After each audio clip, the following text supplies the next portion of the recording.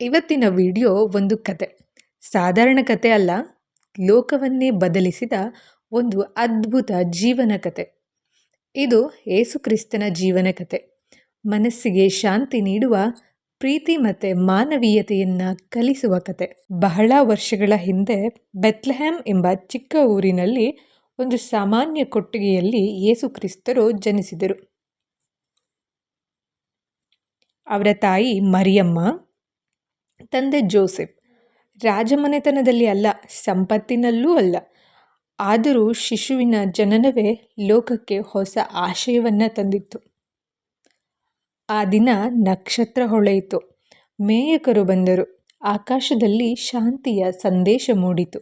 ಯೇಸು ದೊಡ್ಡವರಾದಾಗ ಅವರು ಶಕ್ತಿ, ಸಂಪತ್ತು ಹುಡುಕಲಿಲ್ಲ. ಅವರು ಹುಡುಕಿದ್ದು ಮಾನವ ಹೃದಯ.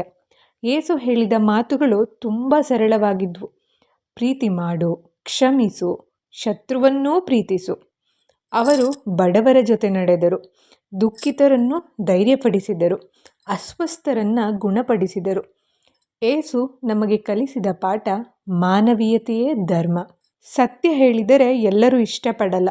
ಯೇಸುವಿನ ಸತ್ಯ ಪ್ರೀತಿ ಕೆಲವರಿಗೆ ಅಸಹ್ಯವಾಯಿತು. ಅವರನ್ನು ಶಿಲುಬೆಗೆ ಹಾಕಲಾಯಿತು. ಆದರೂ ಯೇಸು ದ್ವೇಷ ಮಾಡಲಿಲ್ಲ. ಅವರು ಕೊನೆಯ ಕ್ಷಣದಲ್ಲೂ ಹೇಳಿದರು,